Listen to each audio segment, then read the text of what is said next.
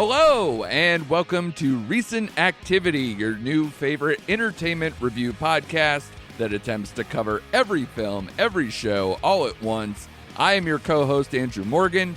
With me, as they will be every single week, are my two amazing co-hosts, the Blockbuster Boys, Chris Frodell. Hello.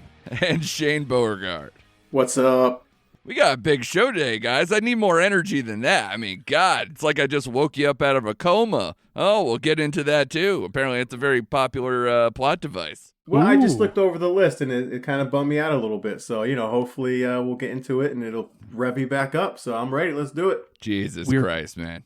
Listen, I already want to take Shane to task because what he's complaining about, later on in the show, we're going to give you our top 10 most anticipated summer movies. And I want to say, behind the scenes, I've already acquiesced and put like one or two films that weren't on the list today in the list today because of you specifically, Shane. So you need to shut up and just do what you're told here, buddy. Let's get down to the business. Let's give the people what they need, all right? Because up top, we're going to do our recent activity. Blippity blop blop blip blip blip. Is that the music? It's me. Yeah, it's just me making weird noises. So right up top, I mean, we basically have been watching a truckload of stuff, and, we only can fit so much into, like, a quote segment. So we'll give you a bunch of things, like things we're not going to talk about. Shane, Reacher rocks, all right? Like, I finished Reacher. That was your number one on your top 5 TV shows. Reacher rocks. And Chris, you watched Unbearable Weight of Massive Talent, and you're going to tell me how amazing I am at picking movies, right? Okay. Yeah. So yes. No. So those aside, because we have already talked those to death, we're going to start with a movie that I watched, and then kind of it spread to you guys to be like, this wasn't bad. Maybe you should check this out. Senior Year. The new Rebel Wilson comedy is something that we all ended up watching over the weekend.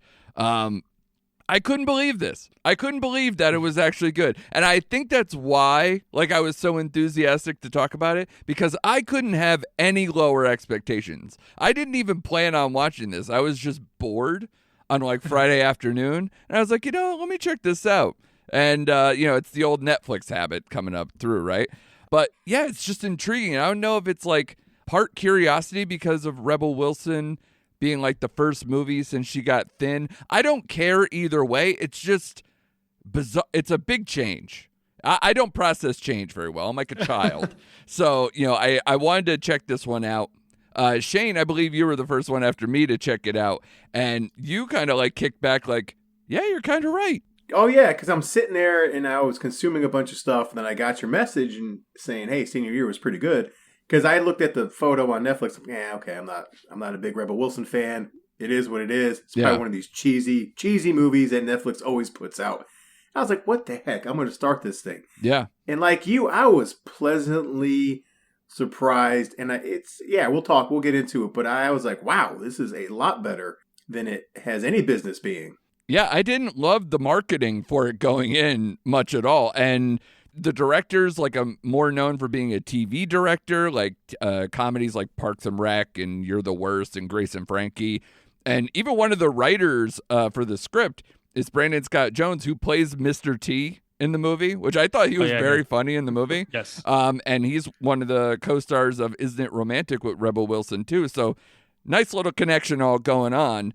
But yeah, mostly I was just compelled to see Rebel Wilson, which is funny because I haven't seen her in a lot. I'm not a big Rebel Wilson fan. Chris, were you when I was trying to convince you to watch this movie? I have nothing against Rebel Wilson, but I feel she's a one-trick pony. It's very self-deprecating. Sure. But to an annoying level. Where it's just oh no, stuff it, and and I'm just like, is that a joke in there? What it sounds like a lot of mumble and whatever. Right. And that's when she was heavy, so she would play off her heaviness. Right. And now it's like she lost weight, and I'm just like, okay, now she's gonna be different. But no, she basically says the same jokes, but I will say there's some charm to her. Yeah, because she's not really a lead to me either. No, So that's why I was no. very apprehensive about watching this for that reason too. And I don't know. She's fine and pitch perfect. Right. Yeah. That's as far as my level of, Sure. watch is. Yeah, because I'm not going out and watching Isn't It Romantic because she's the lead of some comedy. I'm not, doing that. So, yeah, I like her when she's just kind of little small parts, brightens up a scene. I'm not going to watch Cats. Sorry, everybody. But even then, she was still heavy back then. This is her kind of coming out party for a lot of these things. And my fear with this movie specifically was that it was going to be just an overwhelming nostalgia fest where it was just like, because all the marketing, they were like, look at her in the Britney Spears video, look at her in this, whatever. Oh, look, why is Madonna called Lady Gaga now? Yada, yada, like those things. And they're there, but it's very much not an overwhelming part of the movie, I thought. Shane, did you like because you guys are a little older than me, so at least this was like they're throwing back to like my late high school, early college years, so I'm good with the nostalgia. But I don't know if it worked as well on you guys because you're a little older. Shane, I'll start with you. Did it work for you at all? It did because it was well balanced. They didn't hit you over the head with it too much. They made nice little funny references to it, like the Lady Gaga Madonna joke. I like how her father worked for Blockbuster, then Best Buy. Best Buy, the same blue shirt, just different the same blue shirt. Yeah. And I, again, going back to Rebel Wilson, and Chris kind of stole this out of my mouth, I thought she was really charming in this movie. And this is the funniest I think I've seen her in a long time because I was a little nervous because, when comedians change and they lose weight, you're like, oh, he's not funny or she's not funny anymore. Yeah. I thought she actually became funnier in this movie. And it was just enough, I think, with this movie that it was charming. It made me feel good. I like the concept, behind it. So, because most of these movies, you start at 37 to go back to 17. This was kind of like the inverse. Yeah, this is 13 going on 30, just an older age level. Right. Thank you. Yep. So it all worked. It's not as cheesy. It has more balls, and I enjoyed that. I love that. Two things I thought were the best part, and probably what you need to do to make a Rebel Wilson movie work, especially with her as the lead. I thought this movie had a great depth of talent. I really liked the cast here I know you guys got really excited for Arjorie Rice, who plays young Stephanie. She was the daughter in The Nice Guys. Sam Richardson, who plays Seth. I liked him in Ted Lasso, and now he's here playing kind of the best friend-ish love interest thing. And then Mary Holland, who plays Martha, who is in Happiest Season. I like her a lot, kind of being, again, like the best friend from childhood, principal character. So there was a lot of that. And then the other thing I liked was the fact that a lot of times because of the age differential between, the 20-year gap or whatever between how long she was in the coma, she could wake up and it's like they go way too hard in the paint on the whole fish out of water thing, or it's corny. It's like, why aren't people wearing hammer pants? Nobody cares. So, it's not that though. And that's what I liked, where they kind of did it with like learning new PC things while also taking to task how ridiculous a lot of the PC things we have now are, and what's kind of lame now instead of back then, and kind of playing ping pong with the kind of cultural update thing. I like that a lot, and I also like that they kind of took to task like the toxicity of the online culture, like the social media culture in school and how it affects everything. Basically nothing changed, but the tech is kind of the point of all this stuff. And I liked it. And then, of course, my favorite thing also was Alicia Silverstone making a cameo here. Oh, that's right. Spoiler alert. Yeah, I loved it because it wasn't so over the top. It wasn't like, wow. She was just enough. And it was at a poignant part in the movie, which a lot of these things do when they make some big cameo. And I hadn't seen her a long time, and I just enjoyed it. Yeah. I will say, Andrew, damn you. You took the words out of my mouth about 13 going on 30. It gave me that kind of vibe. It gave me Never Been Kissed. Sure. Because Drew Barrymore she's old and in school. Yeah. Trying to play a teenager, though. Yeah. It felt like that throwback to the 90s. Yeah. And it wasn't going to launch into this new era of filmmaking. It Right. was a nice little throwback. It was unique to itself, almost in line to talking about the anti-PC or taking to task certain aspects of the 20-year gap. I felt like it was almost written by committee. Just like we have to include this people. But I'm sure there's a lot of improv too with these type of people too. But like especially when they first meet Love, right? Is it Brie Love? Yeah. Mm-hmm. She's like an environmentalist. She's popular, but she doesn't follow, so other people will feel bad that they're not being followed. Stuff like that. Right. And I was just like, wow, they're just throwing everything at this. Yeah. But yeah, it works. It works though. Yeah. It doesn't feel overwhelming or too much. And even the things when they got kind of serious, like about like the mother with cancer who passed away and all this other stuff, like it all seems to work. And that's why I was like kind of admiring this movie, that it's not the greatest movie. I don't want to like go over the top about it, but very little studio comedies actually work these days. And especially from Netflix, they are terrible at making good comedies. And I enjoyed this one. So I just wanted to like make sure we shared it with the group, and I'm glad we all kind of enjoyed something from it. Well, it was funny. Was it before we even thought about Recent Activity? Didn't I send you the trailer or like a freeze frame of the some headline saying the hilarious senior? Just like, oh my god, really hilarious. Yeah. I watched the trailer and I was unimpressed. Yeah. So that's why I don't even have a bar to put low. I know. I did not care. And then you two kind of talked me into it. Yeah, I will admit when I'm wrong. You are exactly right. I forgot about that, but I'll be like, this is not going to be good. And then, I'm eating my words. I'm glad we were leading with it to be like, listen, I get it. But yeah, it is something I'm glad it was kind of like, I don't know if it's going to end up a hidden gem or an afterthought or whatever, but I hope people watch it. On my Letterboxd feed, it seemed like a lot of people watched it, so maybe more people will get into it. The review, like the reviews or whatever. I don't pay attention to a lot of reviews on studio comedies. They almost just should be pass fail. You know what I mean? Yeah. Like, did it make you laugh or it didn't? But this one, I just enjoyed it. Shane, you look like you're chomping at the bit. No, not at all. I echo everything you guys said. It did kind of have, for me, a couple thread lines of 21 Jump Street, the movie. Sure. How the uncool kids are the cool kids now. So Jonah Hill's now cool, and this jock stud is not popular anymore. And no, good point. Social media. But I do see myself possibly watching this again. So it does have some rewatchability for me. So yeah, I do recommend it. So I'm glad we're all on board. I was shocked. Yeah. But here we are. Yeah, I figured someone was going to go, are you out of your fucking mind? But we didn't. And now we can kind of share this moment, and I like it. But one thing I do know... The three of us are out of our minds. Yes, exactly. Yeah.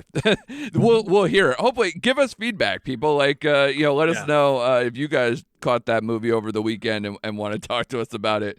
Like I said, click-clack into my old Netflix roots where probably no one watched it, and that's why this is an early conversation.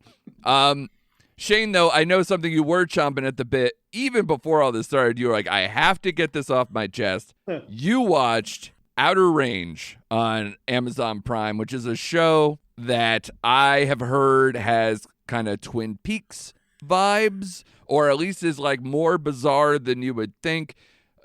Tell me, what appeals to you about Outer Range? It's one of those shows that I think I watched all 7 episodes in one day. Oh, wow. Yeah. And after every episode, there'd be something at the end that kind of hooks you, makes you want to go forward with it. It's really hard to explain, but I love Josh Brolin. Yeah. And I heard it was getting some good reviews. So I'm like, all right, let me go check this out. It's a very slow paced Western meets sci-fi, and not like in a cowboy versus aliens kind of way. Like, I'm sorry, I made that reference.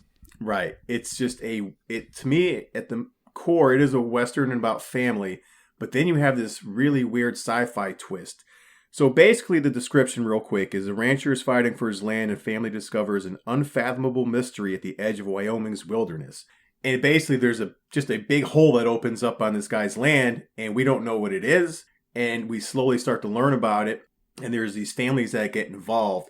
So besides Josh Brolin, you have Imogen Poots, which is an interesting name. I like her.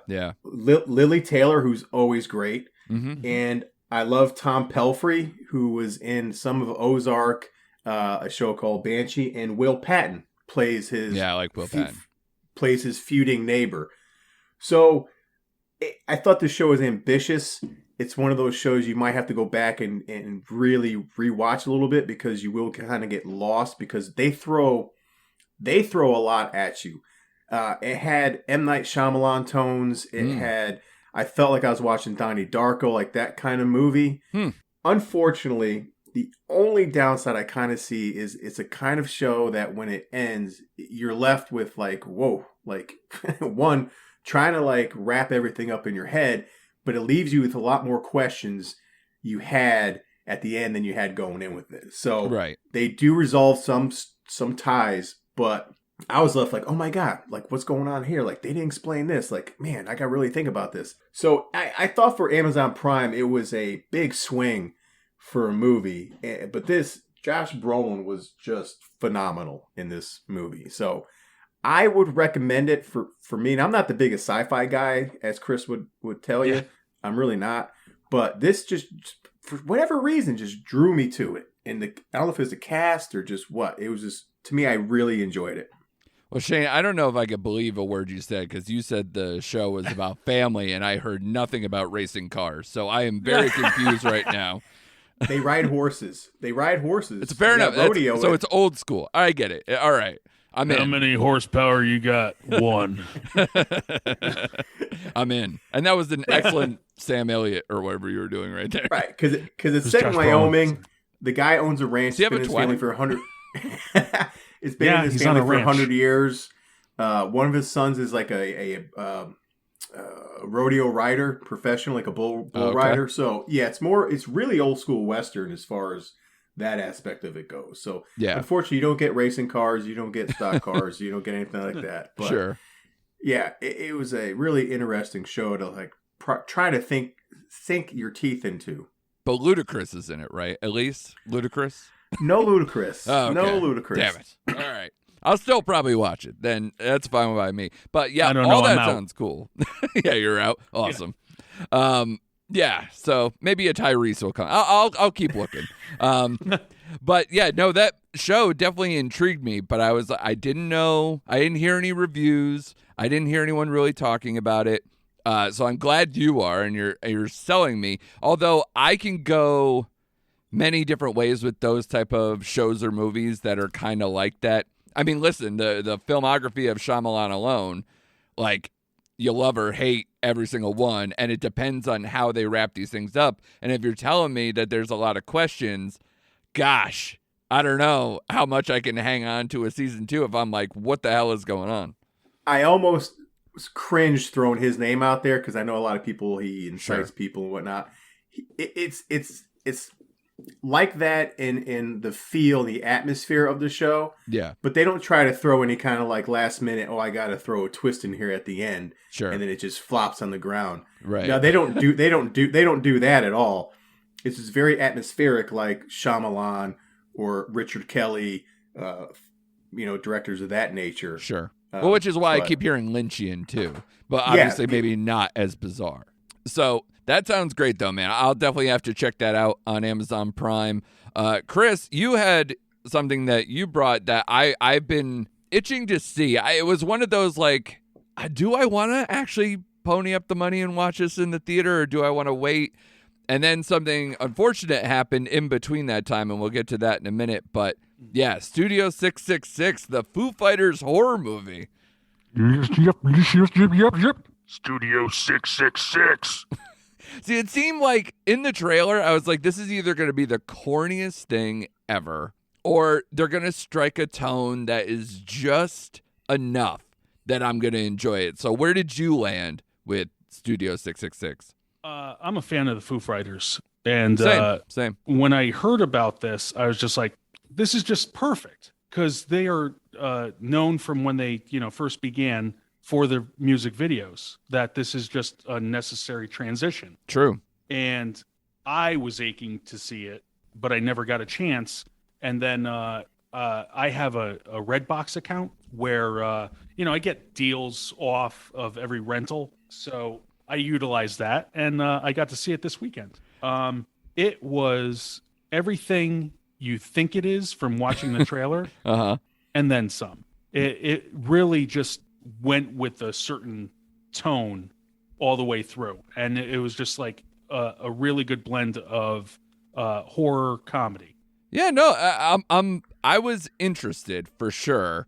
It's just one of those, like, it almost seemed like a goof that, like, I just didn't know how this actually got made. And now I've heard from other people who actually enjoyed it as well. They went and saw it in the theater, and they're like, I had a good time. And I'm like, good. Yeah. That's exactly what you want out of it. Obviously, I'm not expecting some amazing horror film that's going to be like, is it really diving into the horror, or is it like cheeky about it? Oh, it's diving into the horror. Like the effects in it are just like they're amazing. At sometimes you're like, oh, they did this in a computer. Like I could do certain things, Right? But overall, like the overall look of it was amazing. Yeah.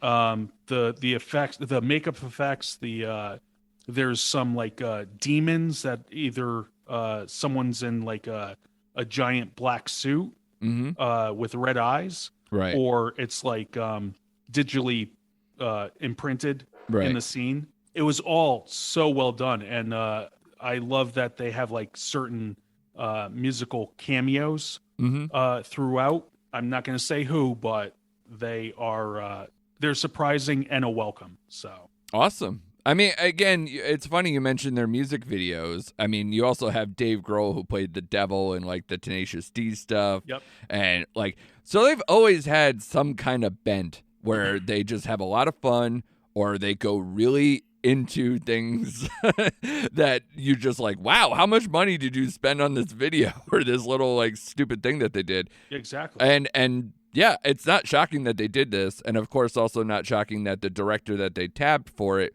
is also a music video director as well, who did stuff for like Slayer and Steve Vai, I think people of that nature. So those are things that give me pause where I'm like, all right, well, what's the quality going to be? But it seems like you were impressed with that enough. So I'm happy to hear that. The only thing I would say is, because you watched it recently and you say you're a fan and so am I, the Taylor Hawkins thing, I don't know if I can. Did it like bum you out, or was it kind of like just nice to see him again? You know what? I thought it really was going to like affect me, but like, that he's gone. Right. But no, he's there. All the guys are great in it. They're not actors. Right. And they act as such. Sure. But it's so funny just to see how they react to Dave slowly losing it. Right. And kind of like doing the jump when he says. But no, it was good to see Taylor, but man, what a bummer to lose him at such a young age. I've spoke about it before, where like I really hope for certain entertainers keeping with their sobriety. Right. And to hear how he went out, it was just like, it was surprising and sad. Yeah. It really affected me because he's one of my favorite drummers. I even liked him when he was with Alanis Morissette. Yep. Back in the day. He was kind of the thing that made Jagged Little Pill pop to me. And wow, it really hurt. And I know Dave Grohl is one of my favorite people of all time, regardless of music and where he is and all that stuff. He's just a great guy. He seems like a great hang. And for them to be like kind of besties on top of it. And I've always loved drummers. That's like my big thing too. And so this one hit hard all the way around. So yeah, I'm glad that you kind of were able to like push through that, because I want to kind of do the same thing. So I'm into that. Well, now after two very more positive reviews, unfortunately, I'm going to kill the mood by doing my last one here. No. Because, again, I don't know if I just keep having to scratch that itch, but as a former Netflix film podcaster, I also watched Operation Mincemeat, which, I just turned 40s, so by law, I have to watch anything World War II. I think that's a dad over the age of 40 thing that we all have to do at some point. And this is based on a true story. It's about two intelligence officers who use a corpse and false papers to outwit German troops during World War II. And I was excited because, Netflix has been doing really good with their war movies, like Forgotten Battle, and I even liked Munich. What was the Edge of War? Munich, The Edge of War, as well, that you and I, Chris, did on my old podcast. And this one has an even better cast because you got Colin Firth as kind of the lead here. Matthew McFadden from Succession, who I like quite a bit. Kelly MacDonald. And Jason Isaacs is in this as well, who I like. And it's a movie directed by John Madden, who did... Yeah, Shakespeare in Love, the Best Exotic Marigold Hotel movies, like he did those. And I enjoy those, but more the latter than the former. And it's also the writer, Michelle Ashford. She's the creator of Masters of Sex. So there was a lot of talent that was going into this. And unfortunately, I think the story kind of peters out in the middle and kind of like lays flat at the end because to me, it's a gambit that has to go through many permutations as the movie goes on, but it's really kind of thin, especially for a movie that's a little over 2 hours. It doesn't have enough to warrant that. I think this movie should have been told to me in an hour documentary or an hour and a half film, not something that's like 2 hours and 5 minutes. Even with this cast, they tried to really flesh it out, but I don't think it was worthy of it. There's some kind of like, love triangle-y stuff. There's other things that kind of fill in the gaps, but largely you're just kind of setting up literally troops to go not to go to Greece and to go to Italy and Sicily instead. That's the whole end game.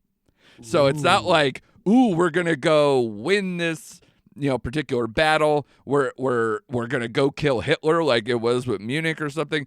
Yeah. It has nothing to do with those. It's literally just they're expecting us to be here, but instead we want to go here, and we're going to tell them we're over here. Yeah. So you got me. I know. I'm in. It's more interesting than how I just laid it out, but it's not interesting enough to hold me for 2 hours. So I think it was another, unfortunately, Netflix mediocre movie. And what really shocked me is that this movie was up for like best outstanding British film at the BAFTAs this past year. So like even before it came out, it was up for awards, and I was like, oh man, I can't wait for this movie to come to Netflix. And then it got me. It wasn't good.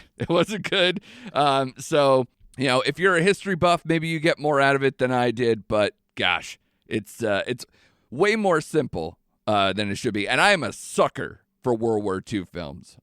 Neither of you watched this one over the weekend, right? No, nope. No, but what you described was just like, I think it feels like every Netflix movie we've ever reviewed. Yeah. It was a movie. It was a movie, indeed. But at least senior year was a little bit more of a movie. So Netflix, you get a mixed bag from us in this first iteration of our recent activity. When we come back from this quick break, we will get into our top 10 most anticipated summer movies. I can't wait to do this list. It is so Shane. He took it over, the bastard. All right, we'll be right back. Hello there. General McMillan. I was expecting a podcaster of your abilities to be a little older. Anders, you're shorter than I expected. No need to be so uncivilized. I'm Anders, that's Colin. Join us along with our co-hosts Daniel and Flo for yet another Star Wars podcast, because the internet can never have enough nerds talking about Star Wars. This season, we're headed, hopefully briefly, back again to the edges of Tatooine's Dune Sea to explore the new series Obi-Wan Kenobi. We'll search our feelings for what we know is true, that changing your first name from Obi-Wan to Ben is the most effective cover story in the history of the galaxy. Yet another Star Wars podcast is available wherever you get you podcasts and is proudly part of the Forgotten Entertainment family. All right, we're back, and we're doing the top 10 most anticipated summer movies of 2022. We're not talking about 3-4 years. We're talking about 3-4 weeks, fellas. It's coming right around the bend. I am very excited for these movies for the most part. Some of them are clearly Shane and or Chris choices. So you'll hear when I go, yeah, so when I start doing that, it's like, oh, it's probably not me. We did a nice point system. We all threw in our top 10 lists, and the cream rose to the top, and this is what we get, our nice, pristine top 10 most anticipated summer movie list. And we're going to start at number 10, a movie that Chris was vehemently against. Against. Yeah. But we all love Adam Sandler. Well, we do in spots. And I'll tell you, this particular movie, Hustle, which is coming to Netflix on June 8th, about a washed-up basketball scout who discovers a phenomenal street ball player while in Spain and sees the prospect as his opportunity to get back into the NBA. I like Sandler when he's not doing comedies. I also like his comedies some, at varying degrees, less lately. But lately, he's killing it with things like Uncut Gems or things when he steps out of that little, Happy Madison bubble that he's in. And this one, it's got other really good people I like. Ben Foster, Queen Latifah, Robert Duvall. So to me, Shane, you were on board with picking this. You were the tiebreaker that got this movie in. What did you like? It has a trailer out now, and I was actually kind of impressed. Yeah, the trailer grabbed me. And plus, I like sports movies. I'll lay it out there, which I know is not for everybody. Sure. But this has more context than a normal sports movie, it looks like. And plus, like you said, Sandler lately, when he's not in his comedy bag, works for me.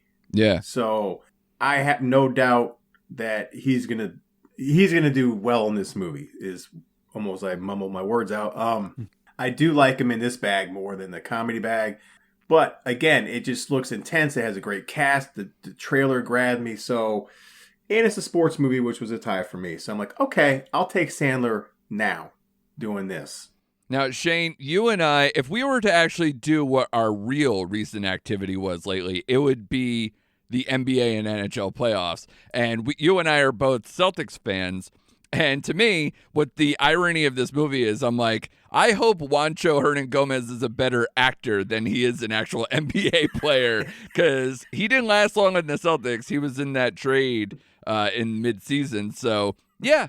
And he didn't do much. He averages like 5 points a game in the NBA. So it's kind of funny to see like that level of a player getting to be like this kind of centerpiece. But I don't know. Like I said, the trailer sold it to me. Right. He's no Ray Allen, so we could just move on from there. Exactly. He's no Jesus Shuttleworth. Yeah. He probably has game, is what we'll call it, I guess. Now, Chris, you didn't pick this one, but are you optimistic about this one at all?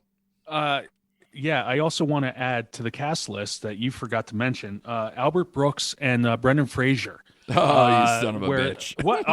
Wrong movie. I'm sorry. No, actually, I'm with Shane on that. Like, I think Adam Sandler can act. A lot of people need reminders every so often that he can do so. This one just looks like it looks like more drama than I thought it was going to be. Yeah.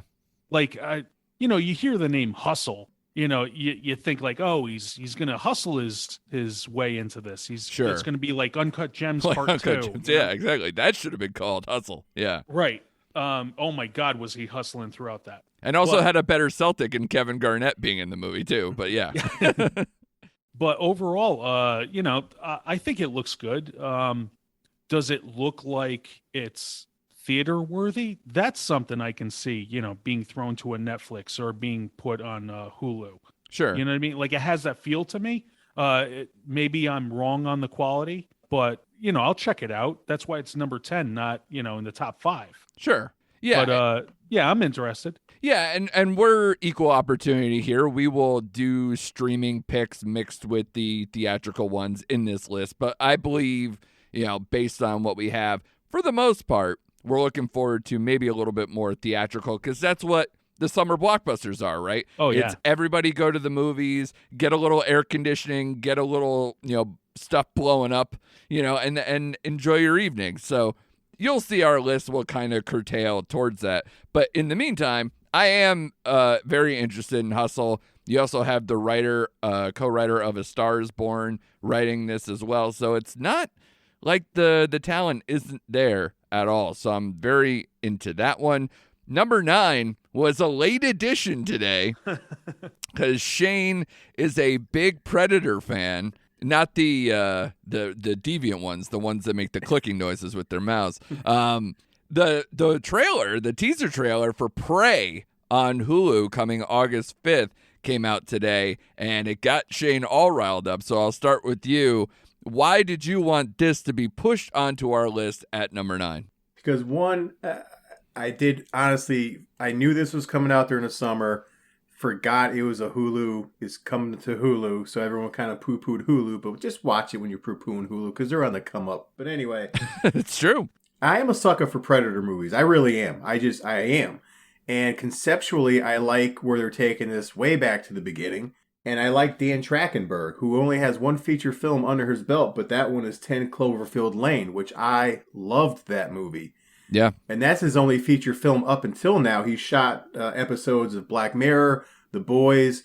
So with him under the helm of this movie had me excited. I was like, okay, let's go with this. So I like where they're taking the franchise to with the whole Native Americans or wherever they're at, what timeline they're at 300 years ago. Yeah. I am eating this up with a big spoonful. Just gimme. Yeah, as they listed out, it's called The Origin Story of the Predator in the World of the Comanche Nation 300 years ago.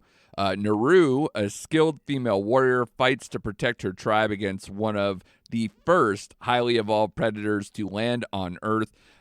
Yeah, I definitely got kind of almost like a Predator mixed with Apocalypto vibes at times with this movie. And the interesting thing, you brought up Dan Trachtenberg, between him and the writer Patrick Aison, I want to say it's Aison, those guys know a little something about reinvigorating a franchise, between the 10 Cloverfield Lane thing with Trachtenberg and the writer-producer of Tom Clancy's Jack Ryan is Patrick Aison. So I was into that. I've also seen Amber Midthunder in a few things as well. I liked her in The Ice Road for Netflix last year. She was in Legion, a show I like a lot. And one of my favorite 2010 films, Hell or High Water.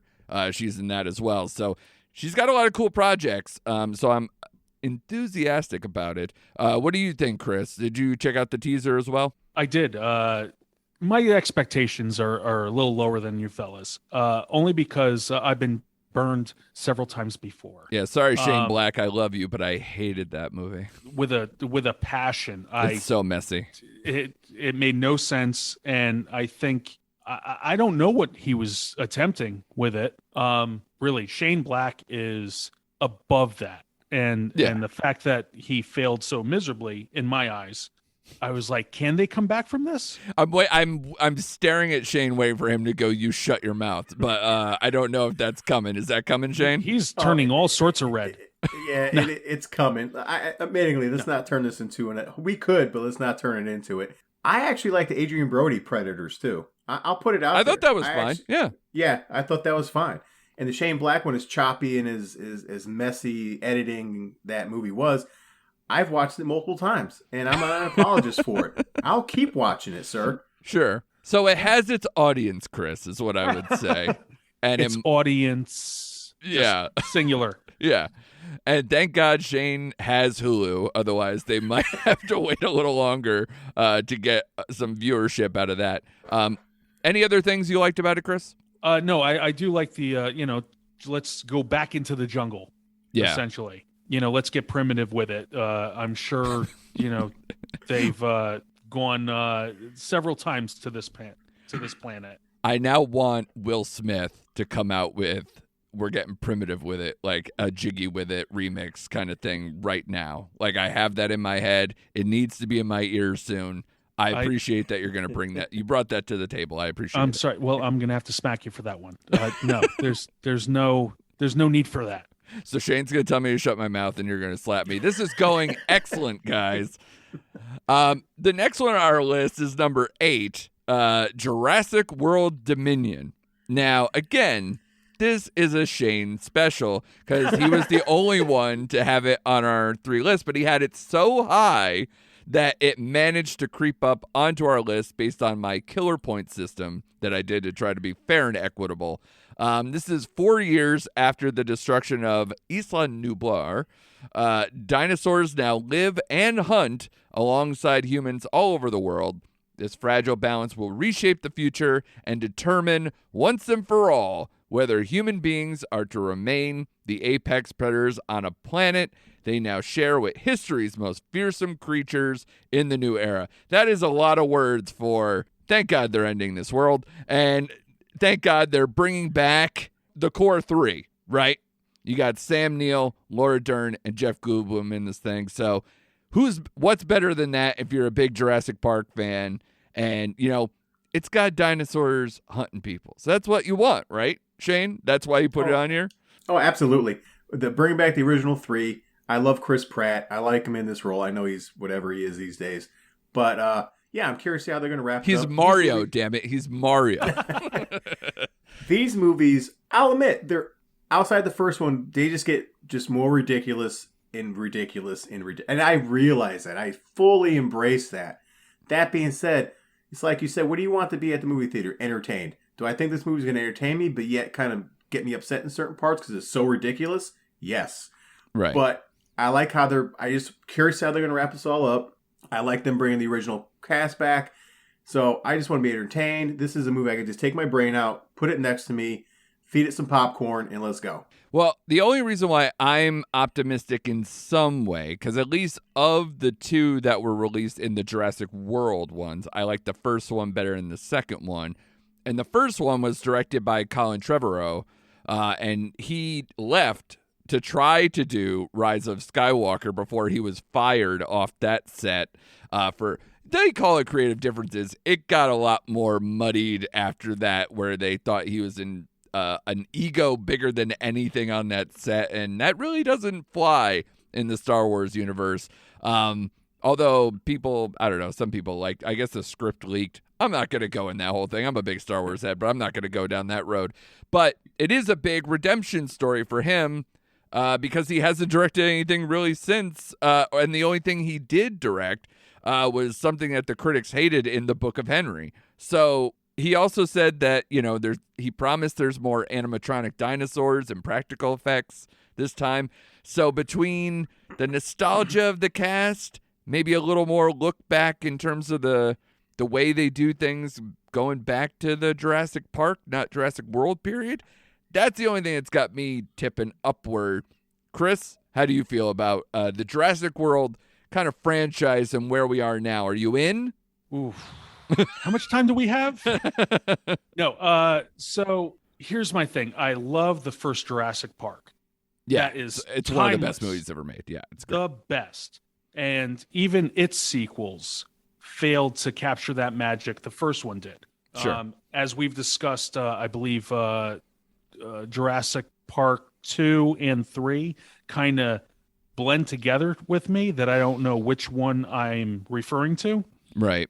And almost the same thing with the first 2 Jurassic Worlds. I honestly had to look up this part that bothered me, and I'm the only one it bothered, was when the hamster ball goes into the water. Owen dives in, and he's got to pry it open, but he can't get it open. But hey, he's got a gun on him, and he manages to shoot a hole in a bulletproof hamster ball and get the people he's trying to save out I'm like, wait a minute, didn't we learn that from Jimmy Fallon in the first one, that they're bulletproof? Like, he shoots at the plexiglass, it ricochets all over the studio that he's at.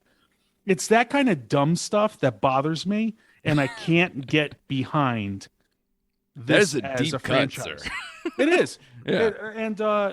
And even in this trailer, that one of the Raptors is like on, I think it's Bryce Dallas Howard's heels, Mm-hmm. and she's outrunning this thing. And I'm like, are you kidding me? Yeah, there's no chance. That's the thing. Don't put him in situations that, paint him in a corner. Now she's faster than the Raptor. I get it. I'm wrong. I'm the idiot. But to defend Shane and his love for it a little bit, I understand it from a point, because you and I are kindred spirits that we love, like Godzilla and like all those type of things too, where it's just get me to the point when I get to see big animals or big, things just going after each other like a kaiju thing, like the end of Peacemaker or something, or like Pacific Rim, whatever. Just, it's big dumb things clashing against each other, and as long as it's not just an awful CGI fest and engages me somehow in the story, I can ride with it a lot of times. So in the trailer, I was focusing on what is it, the Allosaurus? Which one's the one that's like the largest carnivore that goes after him at the end? I was like, all right, that's up my speed. Just go after and do it. And when that other dinosaur jumps off of a building onto the motorcycle, like it's like I'm watching a Jason Bourne movie. Yeah, do it. Do all the dumb things, because that is what's going to get me at the end of the day. Do you feel like that, Shane? Is that what gets you going? You just melted my heart. Absolutely. Absolutely. See, Chris, I thought you were going to bring up the point where I thought the most ridiculous point of the whole franchise is when Bryce Dallas Howard, however you say her name, was running away from the T-Rex in her high heels. I thought you were going to point to that scene rather than the Owen shooting. No, that's been beaten to death. I wanted to give new blood. Yeah, well, you could take your new blood and, stuff it in the sock. Yeah.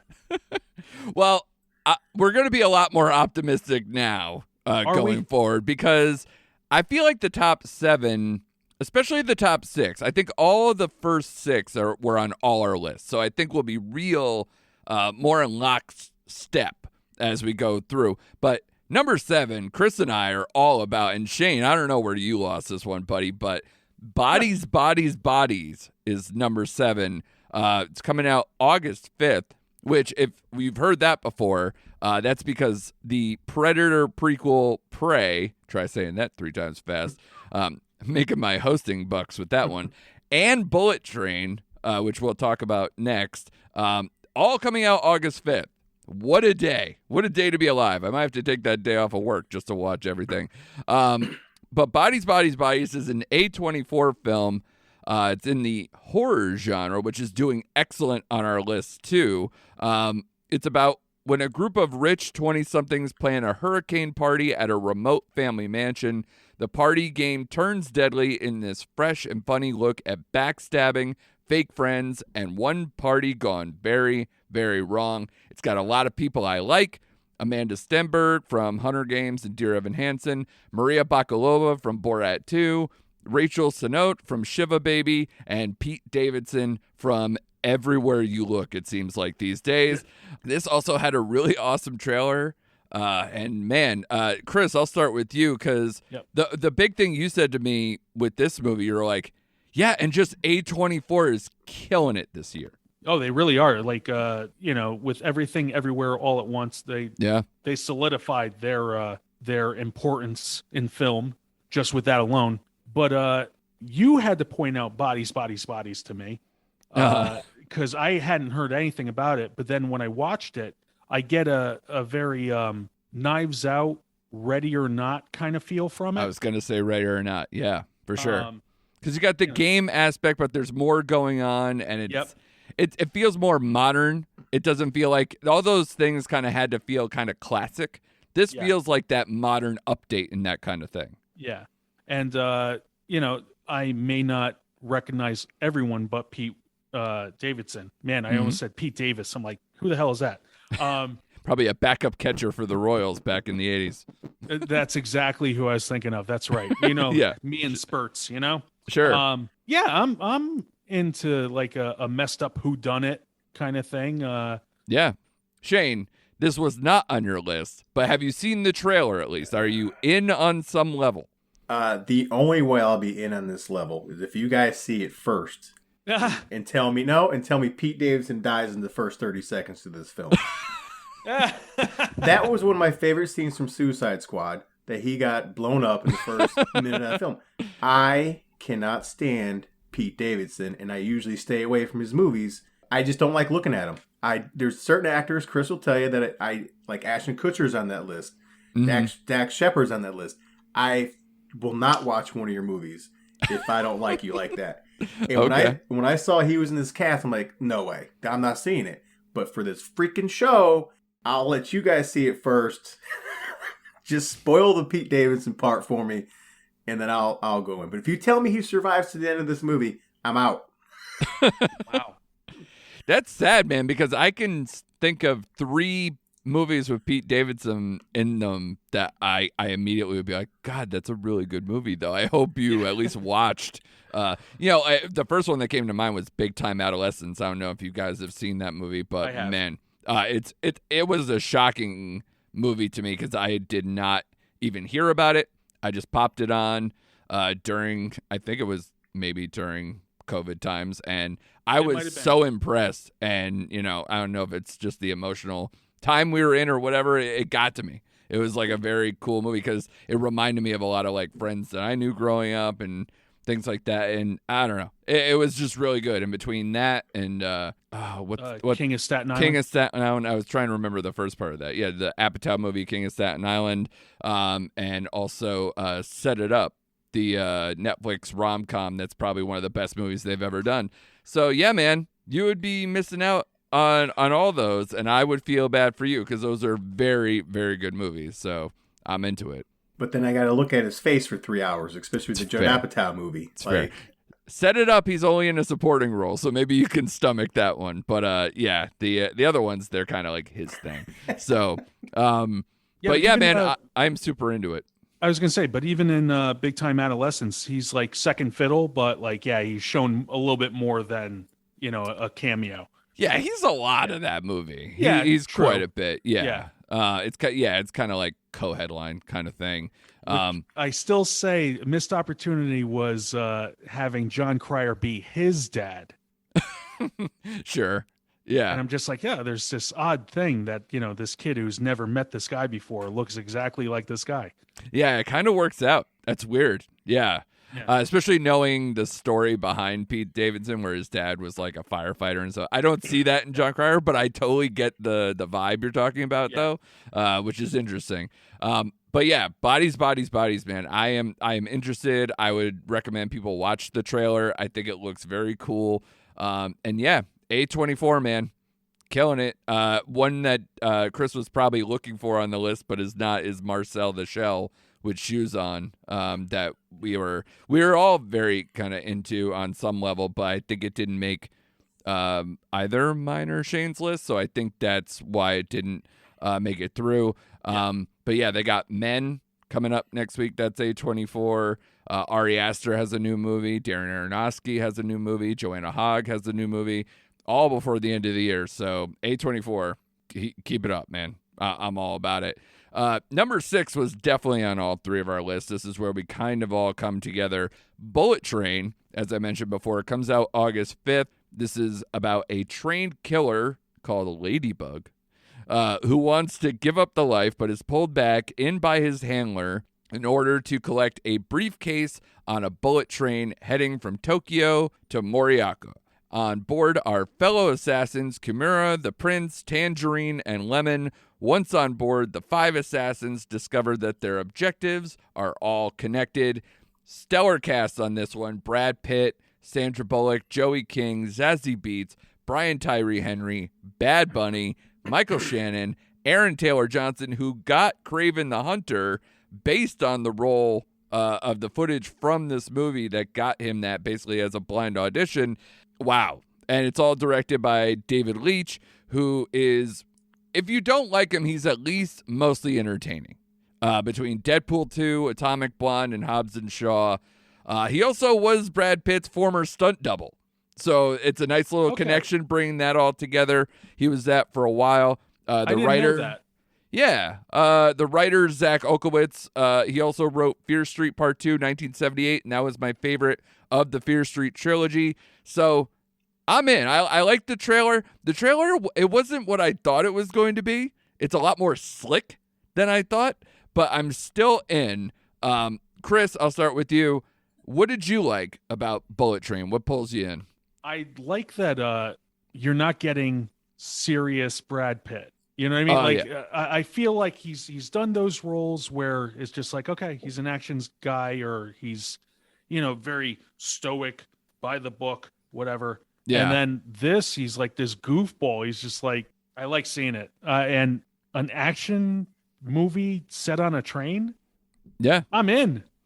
Yeah, I'm in too, and I just watched the first hour. Sorry, I hate it when I stop a movie in between, but I was too tired. But I watched The Lost City, or I started watching it on Paramount Plus because it's on streaming now, and Brad Pitt steals the show in that first hour. So it's a smaller role, cameo type thing, but he is the best part of that first hour. So I loved it. And it was, again, like a funny role coming out of nowhere, this Brad Pitt thing. And it's not too dissimilar to what I'm seeing here in the trailer. I mean, obviously not same for same. He's like an adventurer kind of guy in Lost City. But yeah, it's very interesting to see him in this kind of cheeky character role that, is kind of actiony, but fun, just fun. He's pure fun. Shane, what did you like about Bullet Train? Everything you guys just said. I read the description. You got 5 assassins on a train, all vying over the same thing. I mean, come on. Do you need to say anything more than that?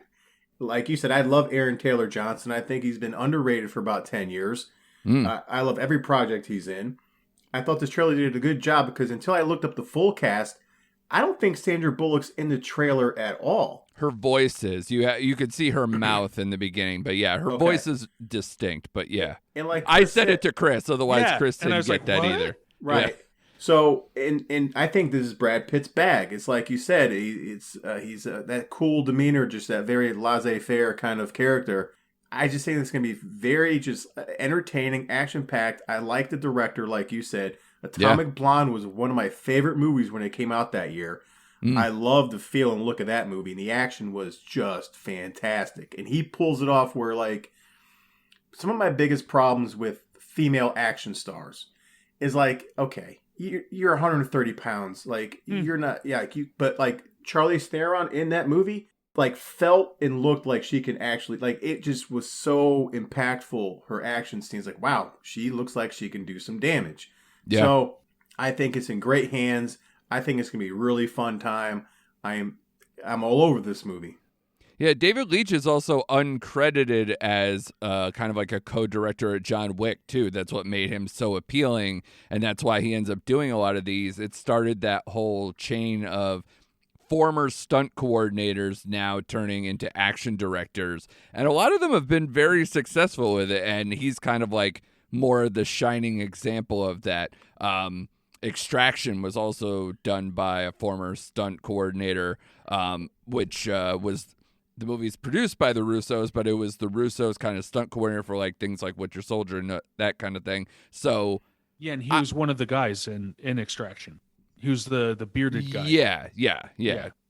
So, definitely a trend that I don't mind at all. In fact, the person who's still in charge of the John Wick franchise was also, they were both stunt coordinators that kind of had to get each other's back to get it off the ground. So I'm all in on Bullet Train. I think it looks fun, even if it's, maybe all over the place or just too cheeky at times. But hey, man, pump up that, Japanese version of the Bee Gees Staying Alive, and I'm with you on that one. The next one, Shane is happy to talk about, but also mad somehow that it only landed at number 5. And that is all because Chris put it way too low on his list. So we'll start with Shane after it because we'll get the party started. Number 5 is Top Gun Maverick, which comes out May 27th on Memorial Day weekend. the hell weekend for the for us guys here, because we already talked about how we're gonna have to cover that, Obi-Wan, and Stranger Things season 4 all in one shot, and it's gonna be a lot. This, of course, is 30 years plus after the original movie, where you're bringing back Pete Mitchell, aka Tom Cruise, where he is pushing the envelope as a courageous test pilot and dodging the advancement in rank that would ground him. This, of course, brings back Tom Cruise, as I mentioned. It also supposedly brings back Val Kilmer, even though he's very compromised right now. So I would imagine it is not going to be a large role whatsoever, unfortunately, because we all love Val Kilmer. Jennifer Connelly is also here. Miles Teller, Glenn Powell, John Hamm, and Monica Barbaro. Gosh, the initial reviews on this, especially coming out of CinemaCon, and I think it's also going to the Cannes Film Festival next week. Wow.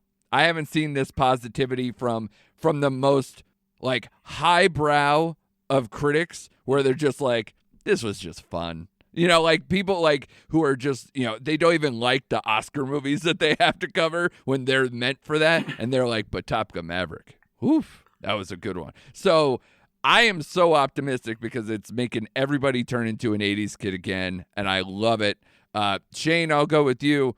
Why you in, buddy? What turned you on? Are you a fan of the original? I rewatched it today, actually. I wanted to do the homework, so I rewatched Top Gun today, and I'm in, man. I think they can only go up in terms of the flight technology, and I think the trailer sold me on that. Right. And a way to bring the list down, Chris. I'll explain when it comes to me. No, don't explain. I don't. You know, for me, it's two words. It's Tom Cruise. He is going to save the summer? He's going to save of all the movies this summer. This is going to be. It probably won't do more than Thor in the box office. But when is Tom? He's let you down before. But Tom Cruise, to me, I've defended this guy he's the biggest movie star of our generation. Period. Yeah. He's been putting out quality movies for 40 years, 4 decades, pretty much. Yeah. Coming off his Mission Impossible movies, which are fantastic. And this had me hooked on the very first trailer. Like what you said with the flight technology, the cast, Miles Teller, who's another very underrated actor. Yeah. He doesn't get enough credit. You know, and bring in the stash, baby. Bring in the Goose's son stash. Exactly. And you got Jennifer Connelly. I mean, the whole thing pops. And again, Tom Cruise is so charismatic. I don't care what people say about him and they get put off by him and his personal life. Who cares, people? He's going to save the summer of movies. Yeah. I'm in, man. I'm in the same boat. I'm jacked up. Even though I will say, to be fully honest, I like Top Gun. I think I'm a little too young to be like, I saw it in the movie theater and it transfixed me age, but I do like the movie. So I need to be sold with something like this trailer, and I'm in. Chris, why are you not that much in? You son of a bitch. Because we're going to see it on Thursday. So I know. Oh, it's coming next up. Thursday. Yeah, no, but I'm just saying it's coming up. So my anticipation is more attainable. Yeah. You know what I mean? So that's why it's not higher on my list. I'm going to see it. Well, because it's the kickoff. That to me, it is. Yeah, but to me, like, we're already hearing about it. So that's why, I don't know, that's why it jumped up higher for me, because at least I could taste it. People have seen it, and they already are saying good things. I'm the opposite. Like, it was already on my list. Like, regardless of the other 9, this was going to be somewhere on my list. I love the first Top Gun. You know, I was 8 when it came out. Yeah. And, you know, it shows my parents were too good to me. Yeah, you can see Top Gun. There's nothing wrong with it.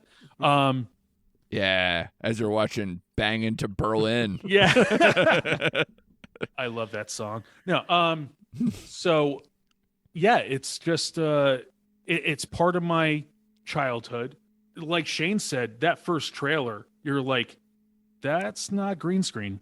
Are you saying it took your breath away? It did. Oh, I see what you did there. No, so I was in because, like, yeah, I'm Yeah, there's more people talking about Tom Cruise and Scientology than Tom Cruise does. Right. There's never in any interview, in anything outside of promoting a movie, does he say, being a Scientologist, I blah, blah, blah. Nothing. It's all talked about with him, so I have no problem. If he was up there saying, hey, this movie is brought to you by Scientology and, went into this whole tirade, he's then not it would be Kirk like, Cameron. Jesus Christ. Right. This is not Mission Impossible Left Behind. Oh, God. That's a good one. Oh, man. You made me LOL. Yeah, so I'm in. Like Tom Cruise, Top Gun, the documentary. It's no one told him it's a movie. They just said, hey, get in the plane. He's like, all right. You want me to teach some people how to fly? I was very tempted. I don't know if you did this, Shane, but they have those videos out now where like Tom Cruise is kind of doing like the instructional thing of like some of the scenes that they did. Did you watch any of the behind the scenes stuff? Did you really just ask me that? Well, see, I don't know if you're the guy who's like, I'll watch it after I see the movie. Like, I don't want anything ruined-ish. No. I've seen all the clips. I've seen everything. And to me, I was just about to say, this is a movie where I would watch all the extra deleted footage that hit the floor. Like, whatever's deleted, I'm scooping it up and I'm watching it. Yeah. Nice. I can see that. I think a lot of action is probably going to be cut from this movie. So, we'll see. But I could go on and on about Mr. Cruise. So the extended volleyball scenes are all Shane needs in his life right now. Shane, did you do the what your call sign name is? No. There's actually a thing. I got like an email through some promotion, and it said just put your information here. I'm like I don't know, but I am curious as to what they would give me for a call sign. Why is my call sign stolen identity? Bankrupt? What does that mean? But I was tempted because I think it was legit. It's through who the hell is the studio? Paramount? Yeah. They held this thing for 2 years because they knew they had something solid, and good on them. Good on them that they didn't do this as like a dump to streaming or something to try to prop up Paramount Plus when they were launching it. But good on them that they held this. Yeah, it was supposed to be last Christmas? Oh, God, they pushed it back so many times. My favorite thing in this whole thing, I swear to God, we'll move on, is I think it's now been a year or a year and a half that I have a Top Gun Maverick popcorn tin that they had at the movie theaters. That is literally, like I said, a year and a half old, I think, at this point, because they were prepping for last summer to try to put it out. So I'm glad I have it, especially if this movie is good. It's going to be incredible. Can you bring that in? Call sign right now. All right. So you did find it, right? Yep. Oh, my God. Oh, I need to hear what this is. Oh, Inferno. Inferno. That's a good one. Oh, wow. Yeah. I like that. Inferno. Because your plane is going down in flames. I don't want to hear anything flame after you flame out and kill Goose, you son of a bitch. Faulty canopy. What? No, that's not my call sign. Everybody dies. That's a weird one. Is that going to fit on the helmet? I don't think so. Yeah. But moving on. Yeah, I'm super in, and Chris and I are going to go. We're going to have a great time. We're going to, share Twizzlers and whatever. It'll be great. I was going to say, can you bring that tin in? I wish they can. I maybe I could pull enough strings, as I have friends who are managers there, that could be the thing. I will totally enjoy that. That would be funny. But I believe number 4 is only maybe at number 4 because of Chris having it lower. I think, again, if I'm not mistaken. Stop attacking me. Way to go, buddy. The Gray Man is our number 4. This is actually coming out a week in theaters before it hits Netflix. So it'll be limited run on July 15th and then on Netflix on July 22nd. This is the Ryan Gosling, Chris Evans, Ana de Armas spy vehicle. It's about when the CIA's most skilled operative, whose true identity is known to none, except I would hope the CIA, accidentally uncovers dark agency secrets a psychopathic former colleague puts a bounty on his head, setting off a global manhunt by international assassins, which I think if I say international assassins, Shane immediately gets like an alert on his phone or something like that. All the bells and whistles go off. Like I said, this stars Ryan Gosling and Chris Evans and Ana de Armas. It also has Jessica Henwick, who I'm a big fan of, even in crap like Iron Fist, unfortunately, that she had to endure. But she was recently in Resurrections. Matrix Resurrections, yep. Billy Bob Thornton's here as well, Alfre Woodard, and the guy from Bridgerton, Reggie Jean Page, or however it's pronounced. Close enough. Sure. So basically, an incredible cast, a great spy versus spy story. This is directed by the Russo brothers, who are teaming back up with Marcus and McFeely, the screenwriters who, of course, helped them write Infinity War, Endgame, also Winter Soldier. They go deep with those guys and make some of the best Marvel movies I've ever seen. Also, it looks really good with cinematographer Stephen F. Windon from the last 5 Fast and the Furious movies coming on board. This is Netflix's biggest budget film, overtaking Red Notice, which I hope it doesn't look anything like Red Notice because I don't know where the money went. But yeah, this is, I guess, doing so well for them in their own minds before it even comes out that they have now greenlit a prequel film about Evan's villain character and also a true sequel. Woof, guys, it's a lot, but I am really, really into The Gray Man. Chris, we'll start with why maybe you don't trust Netflix for some reason. Andrew, confession time. Yeah. I haven't trusted Netflix in quite some time. Yeah. I am so glad you're here on Recent Activity because Nomcast was not doing good for you. Yeah, I can be more selective now. It's very good. Yes, welcome. Welcome to broadening your horizons. No, I do like all involved. I just don't trust the handling of it through Netflix.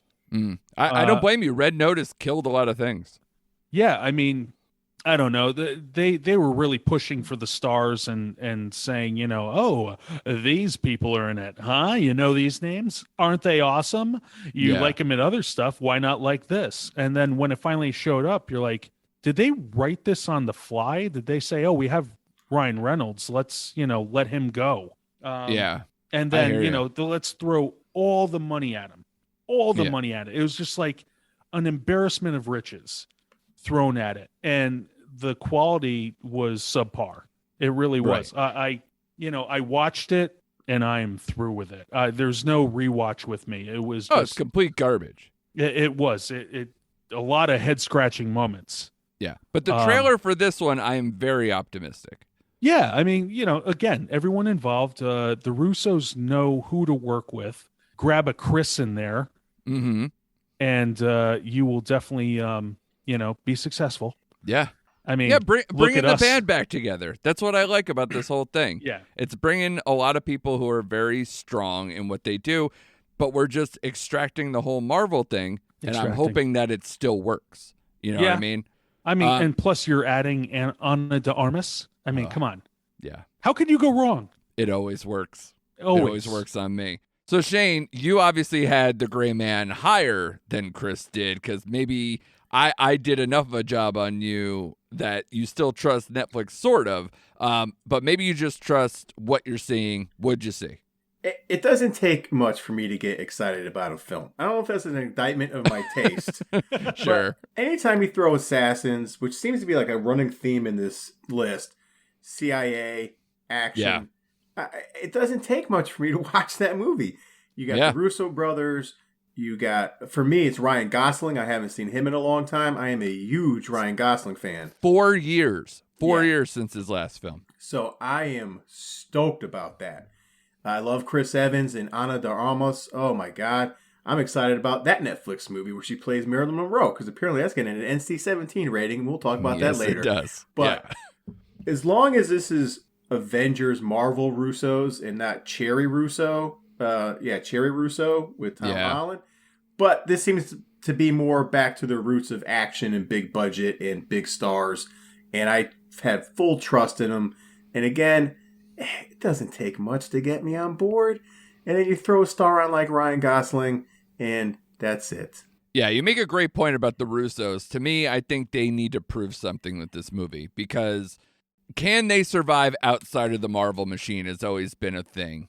And they've been pretty good at producing movies. You know, Extraction was a success. They were actually producers on Everything Everywhere All at Once. So that was a success for them. But as you said, yeah, Cherry was a big bomb that a lot of people did not like. And even 21 Bridges, which I think was the first thing they produced outside of that, it's okay. It's not good. It's really not that good. And especially for having Chadwick Boseman in his prime, you need to do better. So this is what I'm saying. They kind of need to prove something to me. Netflix needs to prove something to me, especially with their big budget fare. But I've been saying for years, they are so hungry for franchises. And if this one actually works for them, man, that would be huge to get them, back in a more positive conversation after they lost subscribers and lost a truckload of money with their stockholders. So to me, this is a big comeback story for a lot of people. And all I'll say is Chris Evans' mustache, I think, might be the best story of it all. So It gets top billing. it does. Yeah. It's absolutely incredible. Between that and the flat top, he looks like a live action G.I. Joe. I'm here for it. I love it. I want to give him a call sign. That's something fun. I'm glad that his villain character is going to get a prequel. I love the fact that Chris Evans was up for the lead in here and said, no, I want to play the villain. So that is also intriguing for me. So that's why it's high up on my list, but is overall our number 4. So now this leads into number 3, The Black Phone, which comes out on June 24th. This movie already got pushed back because word on the street was like, this is too good for the original date that they had. So they pushed it into a more prime summer opening, which again, we talked a lot of horror in this episode, and the summer is full of it, and I love it. And we probably, I believe, have one more after this one too. So it's not just hot girl summer, it's hot horror summer, man. It's like all over the place. It's either, like Shane said, where it's like CIA conspiracy, like government stuff. It's Marvel, or it's horror. I think that encompasses most of our list, and I'm all for it. Those are my favorite things in the world. So this one, it stars Ethan Hawke, Jeremy Davies, Madeline McGraw, and Mason Thames. We'll find out when they become a bigger star. Yeah. This movie's about after being abducted by a child killer and locked in a soundproof basement. Already sounds amazing. A 13-year-old boy starts receiving calls on a disconnected phone from the killer's previous victims. Super creepy trailer, especially that mask that Ethan Hawke's character wears in a variety of different ways. Ugh. I can see that, like, it's already in my mind's eye, just hanging out there. But we already had brought this movie up in our last episode, the Doctor Strange review, because this is done by Scott Derrickson and the writer C. Robert Cargill, who worked on Doctor Strange, and they left Multiverse of Madness over creative differences and ended up making this instead. This is based on a Joe Hill short story that is Stephen King's son, who is the creator of Lock and Key. He also wrote Horns as well, if you've ever seen that. So a lot of stuff that I think makes for a very good movie. And the fact that they did, like I said, push into the summer makes me even more optimistic. Chris, we'll start with you. What do you like in what you saw about The Black Phone? I love the creep factor in it, and Oh, yeah. I know Scott Derrickson can do that. He does that well. Yeah, Sinister. Totally. Yeah. I like the mood of Sinister. I didn't like the execution of Sinister, but that's all right. It was, I'm over it. But I always like Ethan Hawke because he always does something against type. He's not like, his 90s persona, just like, Yeah. the cool guy. And I'm indie, and like he can do whatever role he's tasked to do.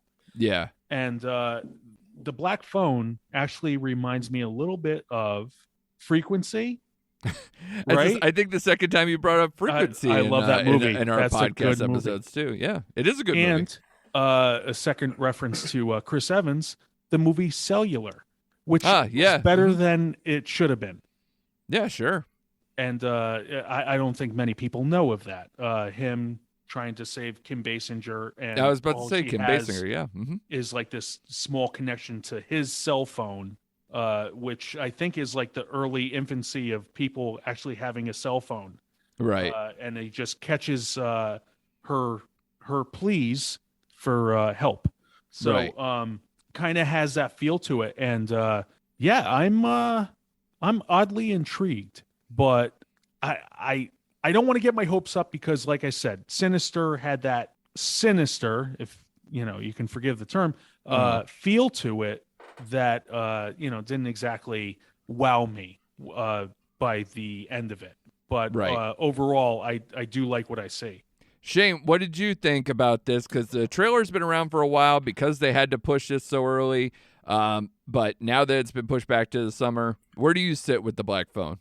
I had this high on my list too because, one, I'm a big Ethan Hawke fan. I like Scott Derrickson. I like Sinister. I like the creepy, this makes your skin crawl, atmospheric feel to it. And with the whole mask thing with Ethan Hawke. And if you've heard me before on your podcast and other podcasts, and even my October thing, I'm a huge horror fan. And this one doesn't have Pete Davidson in it. So that's a plus for me. But Ethan Hawke does well with these kind of low budget kind of movies. And he kicked this off with like what put Blumhouse on the map with Purge, the first Purge movie. So the only thing that bothered me a little bit in the trailer, it's like, dude, if you know the phone's going to be a problem, just rip it off the wall. Yeah. I know they'll probably work their way around that story-wise, but just remove it. End the movie. Yeah. I don't know. Those are pretty bolted in there. Right. Yeah. Had some dad strength, really got that into the wall there. It's like, I can't get this off. But yeah, I'm very optimistic. I just want this movie to be here already. It seems like it's been, being promoted for 3 years. It feels like a very long time. So that's why maybe my tone isn't as high for like how much I actually want to see this movie, but I just want it already here. Number 2 is a movie that a lot of people will be familiar with because it's a big Marvel product for the year. Thor: Love and Thunder comes out July 8th.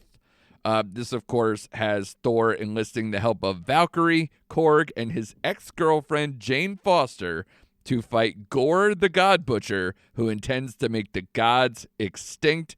This, of course, brings Chris Hemsworth's Thor back to the fold. Natalie Portman, of course, bringing Jane Foster back into the fold, which I thought would never happen again. Christian Bale playing Gore the God Butcher. Russell Crowe as Zeus. Of course, Tessa Thompson being Valkyrie, and basically all of the Guardians of the Galaxy, amongst many, many others in this as well. Yeah, you got a lot of things to like here, including Natalie Portman's guns. We'll start with Shane on this one. What did you like about what you're seeing from Thor: Love and Thunder? Because it just feels like a continuation of Ragnarok to me. Along with intermitting the Guardians of the Galaxy in there as well on some certain level. I think Tiki turned this franchise around. I love the comedic feel it gave Thor. It was just a funny, one of the most rewatchable Marvel movies they have in their dockets. So just based on that alone, this was the most look forward to Marvel movie I had going in all year. I thought it was kind of risky on their part, maybe not, that they waited so late to drop a teaser. It was like April when we got a teaser for this movie. But yeah, you got like you said, a beefy, roided up Jane Foster in this movie, which kind of took me by surprise a little bit. I was like, wow, she's really hitting the squat rack there for this movie. But no, I think it's going to be a fun romp. I think you'll get some emotion with it, with Thor coming off being Fat Thor from Endgame. You see him training with the chains. Like CrossFit. Right. Which Yeah. I'm like, hey, that's kind of ridiculous, but oh well. Then you add Christian Bale in here, which I love Christian Bale. So if this movie disappoints, it'll crush me for a little while. So that's where I'm at with this. And I love Chris Hemsworth. I'm an unabashed Chris Hemsworth fan as well. Yeah, the interesting thing is not only is the teaser kind of late in the game, we also haven't seen Christian Bale yet in any kind of prominent fashion, and we just get kind of a tease of the Natalie Portman guns holding Mjolnir on that as well. Chris, where are you sitting with Thor: Love and Thunder? Yes, I know them. They're friends from other movies. Mr. Marvel's back. I am in. I didn't even have to see a trailer. I say that since midway through the Infinity Saga. Yeah. I don't even need to see a trailer because I am there. They may have had a few missteps with, I don't know, Doctor Strange 2. Or go back and listen to our review. Some of the series, looking at you, Moon Knight. But I won't say I loved the first Thor, but I loved the introduction of him. That he leapt from the page to the screen, and Kenneth Branagh did a good job of inflecting that Shakespeare tone. Yeah. He was the proper guy for it. And then kind of dipped down with the Thor Dark World. But as you said, Andrew, there's certain things in it that you can glom and say, oh, that was well done. But overall, Shane is probably at home playing with Frost giant figures and bashing them together. Yeah. Yes, no, put him down, Shane. Put him down. Not now. Not now. Some dark elves just coming out of nowhere. It's good. It's fine. Take the helmet off. Take the Loki helmet off. But then Taika came back with Ragnarok and kind of just gave a much needed punch in the arm to the character and kind of fleshed it out more. Made it more fun. I like the matchup of him now with the Guardians because it kind of flows into that same vibe. Yep, as Guardians of the Galaxy. Yes. But all I needed to see was the one teaser trailer, if you want to call it teaser, whatever. I don't have to see anything else. I am in. Just answer me this one thing. How am I going to avoid any promotion from now until July? It's going to be real hard. If you live on the social media like we have to, especially being podcasters. It's damn near impossible. I also want to know, is Moon Knight, because he's connected with the gods in a movie about, the God Butcher, is that going to be a thing? Because if it is, I can't run away fast enough. I want that erased from my brain. I'm hoping, based on the timing of when these were all shot, I'm going to say no. But, hey, reshoots really messed up Doctor Strange, who says it's not going to affect Thor: Love and Thunder. The other big albatross, and I don't want to belabor it, especially not at this point, I wonder if they also delayed it a little bit because they probably didn't want to hear this conversation over and over. The comics, they really went hard after when Thor changed to a female. And I don't know how much they're going to move things along. I doubt that Natalie Portman's going to just take the reins, but I am fascinated with how this is all going to transpire and what level she's going to be Thor and him Thor at the same time and how these things kind of coincide. Shane, do you kind of have any leanings on that and any trepidations with that? I didn't until you just brought that up. I personally don't care. If they could do whatever they like. I'm just enjoying the Hemsworth experience to where I hope it doesn't override something. Right. I don't think they will based on the way they've handled that stuff in the past. I think it'd be a smooth transition. And honestly, for me, thinking about it, I don't care if it happens early on in the film for some reason. Right. I think they're going to have Chris Hemsworth still do his own thing. I don't know how the movie's going to go, but maybe like the end of Endgame where he goes off and does his own adventures and leaves. Yeah. Jane Foster, much like he left Valkyrie to be the new, in charge of Asgard. So I see it kind of going that route. But like you said, I as long as I'm entertained and they do it right, people just need to get off their crap because they just don't like change. Anytime you change a character from one, like they're gonna comment and they're gonna boo-hoo it. But shut up and just watch the movie and enjoy it. Well, and if anybody wants to look for a piece of optimism too, Christian Bale, after doing the Christopher Nolan Batman movies, said he was not doing any more comic book movies. And of course, now he is doing this one, and he did it based on how good the script was. So if anyone wants, that little bit of optimism to kick them in to gear for this movie, if you needed anything more and you're a Marvel fan, I think that should help you along until you get to July 8th. Number one, guys, we're here, finally, is Nope. The new horror film from Jordan Peele, starring Oscar winner Daniel Kaluuya, Keke Palmer from Hustlers and Alice, and Oscar nominee Steven Yeun, and my man, Keith David, who I can't wait to see how he's going to be tied in with this. The residents of a lonely gulch in inland California bear witness to an uncanny and chilling discovery. I love how cloak and dagger this movie is. I love that the one trailer is all you really need, and it's very kind of brief and to the point. I'm one of those people who I think the premise and how much it changed things with Get Out was important. I love the tone of Us better than I like Get Out. I'm one of the rare people. I think that movie is more rewatchable than Get Out, even though I really like Get Out. So I think he's getting better and better. Like I said, I really love the trailer, especially with Keke Palmer getting sucked up into the sky. I really love the visuals on that. We have an Oscar-nominated cinematographer in Hoyt van Hoytema, who does a lot of the Christopher Nolan movies, Dunkirk, Interstellar, and Tenet. So I am going to run to the movie theater when this thing comes out. How about you, Chris? How you feeling on Nope? For Nope, I'm a yep.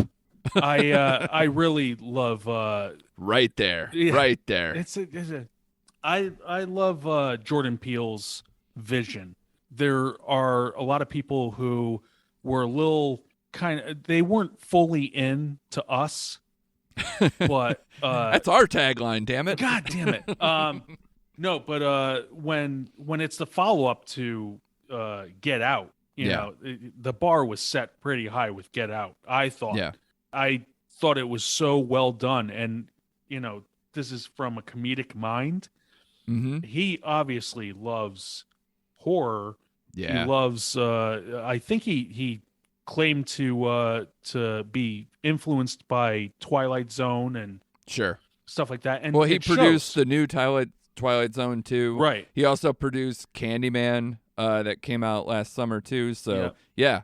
I'm still looking forward to watching that, and I've heard mixed things about Candyman, but I was mixed on it, so yeah, quite rightly, yeah. But overall, I think what he did with Us, again, it's what's going on screen. Am I seeing what I'm seeing? Am I interpreting right? But incredible performances in that. Oh my God! Yeah. But with this, you're given the bare minimum. Yeah. You're given this short trailer. Yeah. That I almost want to say this trailer is without its visual effects, like 100% visual effects. I think it's like pre-final what we're going to see. And it's just like it's a true teaser. Is it going to be aliens, or is it going to be something beyond that, Yeah. I love some of the looks of the people that they cut to, like in the stands where they had like that nasty face and everything where you don't know if it's going to be alienish. There's some of the hand stuff. It's all, like you said, very practical, very, very, non-CGI kind of effects or very low-level versions of that it really brings me in. I also love his Hitchcockian touch of not naming anything, any of his movies with more than one or two words. like just keeping it real brief. I hope he keeps that up too. So much to love here. Shane, where do you sit with Nope? Yeah, I'm with you guys. It's a yes for me because you guys have said everything I was going to say. Like, I love Jordan Peele. I love Get Out, but I reviewed Us a while ago, but I like that movie more than Get Out. I like what he was doing conceptually with that movie. That movie really kind of did put a scare into me because the performances you got in that movie were just unreal. Now, whether you want to debate the ending, okay, well, I can have that discussion with you, and it didn't stick for some people, but it didn't matter to me. I would go back and watch Us more than I would watch Get Out because I think you'd pick up things along the way that you missed the first time you saw Us, where Get Out, once the big reveal and the big twist is in there, then it's like, okay, great movie, great first movie, but I don't know, like you see, it's like watching The Sixth Sense over. Like, why would you watch that movie over? Like, Sure. You know, you although I did to kind of see the little nuances. There's some like things you could pick up to figure out that he's dead and all that. But yeah, what? I hear you. The only thing I was waiting on that. Not that it makes me hesitant, but I am curious on how, like, I'll be fascinated on how this movie, the ending and finale of this movie, because does he go like the M. Night route where he just tries to stick a weird twist in towards the end and it's not going to really work? And there's some movies I like to have discussions about the ending, like, hey man, was it this or was it that? It can go both ways based on your interpretation. So thinking about it, that's the only thing that makes me just a little nervous. I don't want the ending to be too far out there. Then I'm like, okay. Like, yeah, some people didn't like the ending of Us. I was fine with it, but you know, he's not the strongest third act director. I think that's where he's still kind of newish and trying to evolve. But everything else he does is so perfect that I'm just so geared up for this movie. And again, you're not wrong to worry about where it's going to go. I don't even know where this story's going to go. It's so basic in terms of its conception, or at least what we're being shown at this point, that it could go in any direction, and I love not knowing. And I think that's maybe why it drove so much higher on my list. But yeah, excellent cast, a lot of great visuals. I am absolutely all in for this movie, and that's why it lands number one for the three of us. Any other last thoughts on either Nope or kind of like what the summer looks like it's going to shake out to be?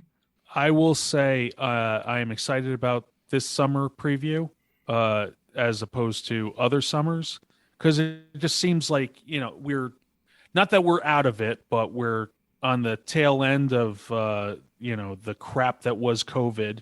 Yeah. And, you know, things are kind of getting back to normal, where the last couple of years, everything was up in the air. Didn't know what was happening. Still don't know what's happening. But as far as we know, this list of movies are going to happen. And the dates in which they're being released are going to be happening. But in prior summers, it seemed like it was just like, you know, all right. Oh, there's that one. We can go see that. But as Shane has pointed out in several of these podcasts, it's been mostly TV, you know, because most people can't get out. But now that we can, let's give us a reason.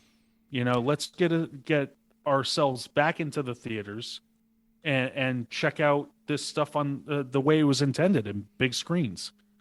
I love you saying Get Out as we were just wrapping up Nope. That's amazing. Shane, sorry, I cut you off earlier. What do you got, buddy? No, I was going to say this summer has the potential to be a very good summer of movies. Yeah. But man, does it have the potential to just flop. And that's what worries me about the list we're talking about. It's not stacked in terms of like week after week after week, there's some big project. There are some actually gaping holes in the schedule, which is weird for the summer. But you're right. I think it's very high product if it can land it. And I think by the end of the summer, because there always is, there's always one or two movies that come out of left field that we haven't even touched on and don't talk about.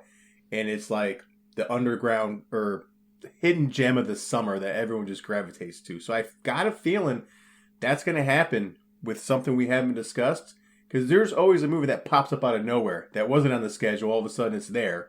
Sure. So I'm looking forward to that. But I also would like to applaud us and give us a nice hand on the back that we didn't have a Marvel movie number one.